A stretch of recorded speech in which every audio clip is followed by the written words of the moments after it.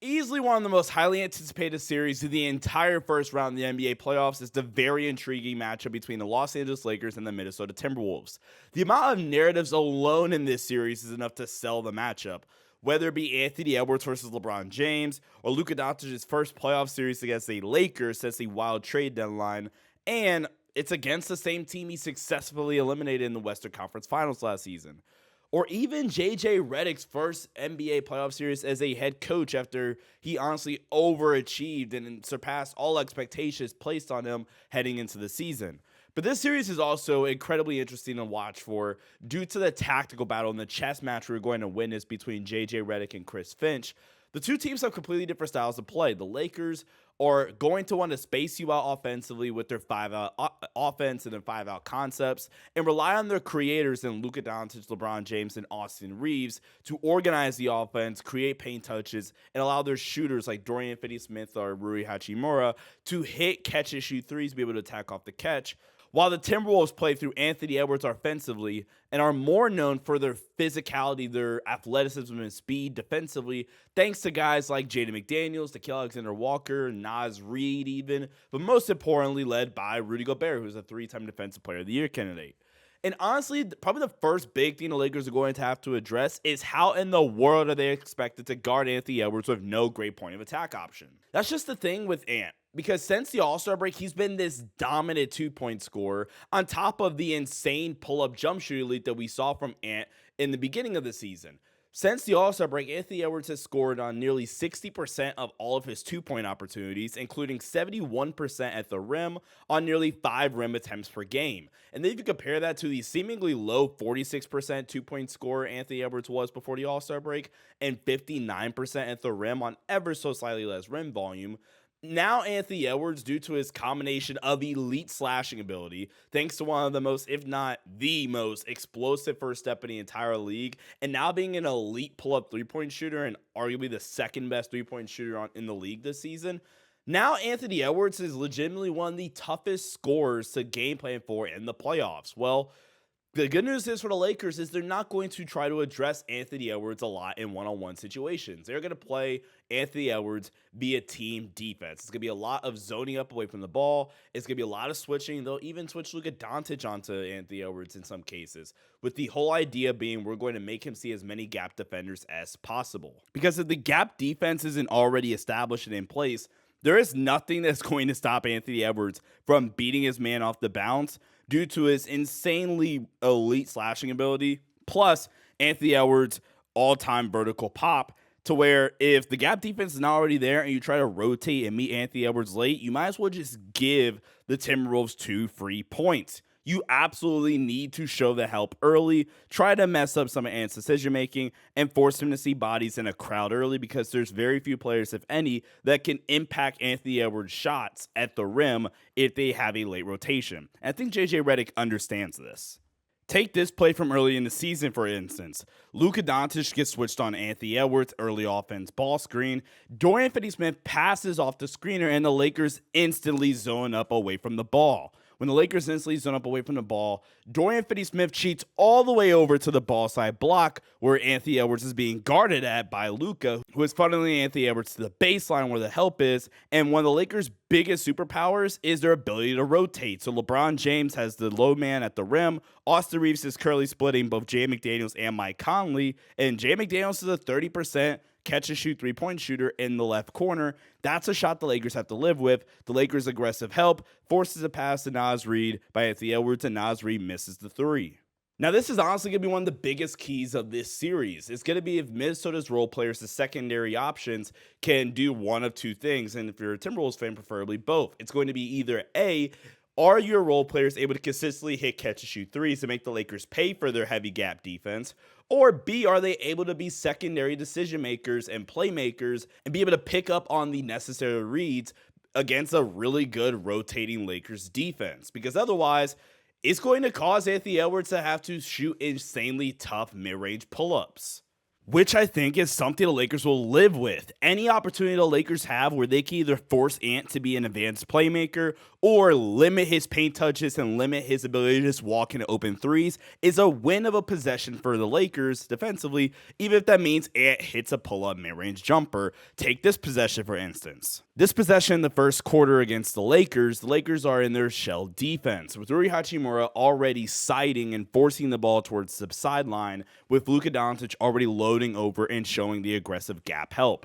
Austin bumps down to the dunker. Dorian Finney-Smith is loaded up, shading more towards Naz Reid, but also having to cover Jay McDaniels in the corner on the skip out. And with Anthony Edwards already seeing the extra bodies, Ant has no choice but to pull up and shoot the contested mid-range fadeaway. But like I said, this is a win for the Lakers defensively, as Anthony Edwards has been a relatively inefficient pull-up jump shooter this season. So like I said, any opportunity where the Lakers can keep him out of the paint or eliminate a clean look at a pull-up three where he's been dominant is a clear advantage for the Lakers, even if he hits this shot.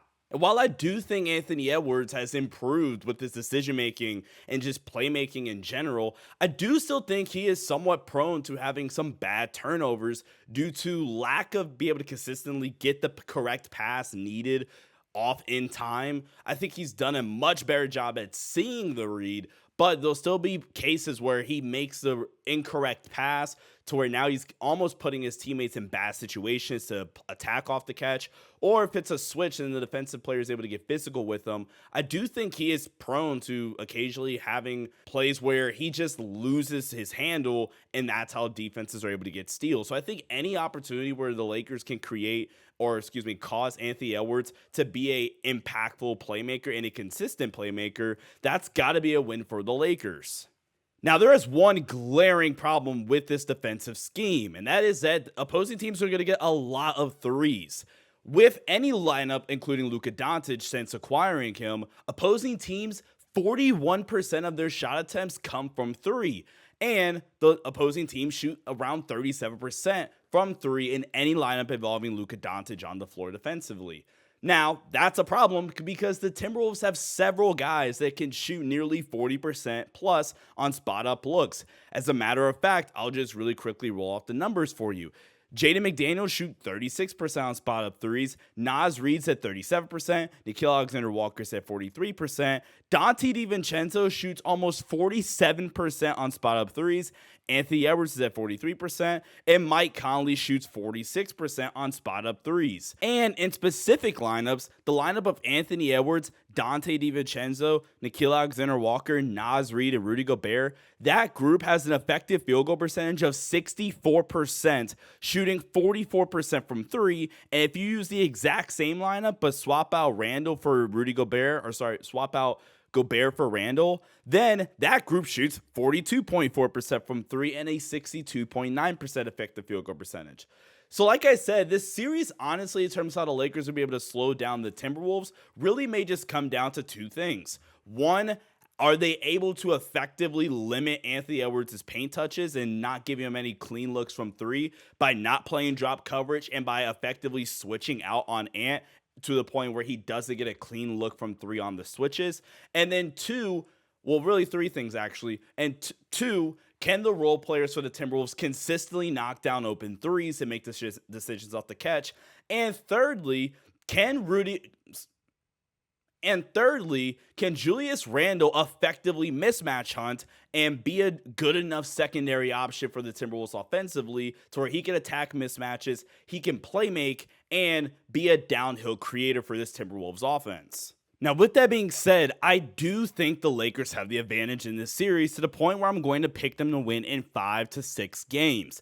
The 6 games is the more likely route in my opinion, but 5 games is me being ultra aggressive, and it really comes down to, like I said, the shooting variance from the Timberwolves. But honestly, more importantly, it comes down to Julius Randle's ability to play. And I just think Julius Randle has too many easily picked up on tendencies to where LeBron and Luka and JJ Redick will be able to pick up on them and be able to somewhat limit his offensive impact. And when it comes down to Rudy Gobert, I haven't talked about the Timberwolves defense that much. I think Rudy is actually kind of underrated in terms of his switchability. He just got cooked by Luka in the biggest moment in Game 2 of the conference finals. I think Rudy's going to get played off the floor, if he does get played off potentially, because of his ability to laterally rotate out to the Lakers shooters when the Lakers go small ball small ball in air quotes, and play their 5-out offense. That's going to be the problem for Rudy Gobert and is going to put the Timberwolves in a bind defensively. Do we want Rudy to stay home on our shooters? And now that means LeBron and Luka get clean drives to the rim. Or do we still want to use Rudy where he's at his most impactful defensively, which is with his rim gravity, or rim deterrence rather, and his defensive rebounding presence? But now that means that the Lakers shooters are open, or we're now rotating unnecessarily on the back line, which is something I don't think the Timberwolves want to be put into. So for that reason, I'm going Lakers in 6. I actually do think Anthony Edwards has a really, really good series, but I don't trust the Timberwolves secondary options. And I think the Lakers offensive firepower is just going to be too much, even to where if Minnesota wants to make this a outgun you type of series, I think the Lakers, especially in crunch time, will just be able to simply outgun the Minnesota Timberwolves. But guys, I hope you all enjoyed this film breakdown. Make sure you guys leave a like and subscribe here to the channel for more great Lakers content. I'll be doing more of these throughout the playoffs, and we'll come back to this to see if I was wrong or right about the Timberwolves offense, specifically slowing down Anthony Edwards. I didn't touch too much on Julius Randle, but I'll talk about that in a separate video, because not a film breakdown, but just a separate video, because I think, like I said, Randle has some really easy tendencies to pick up on, especially with Julius Randle as a mismatch hunter. So I'm not too worried about Julius Randle, but hope you guys enjoyed this. Follow me on X/Twitter at Sean_DAVI, and I'll catch you guys in the next one. As always, go Lake Show. Stay safe. Peace out.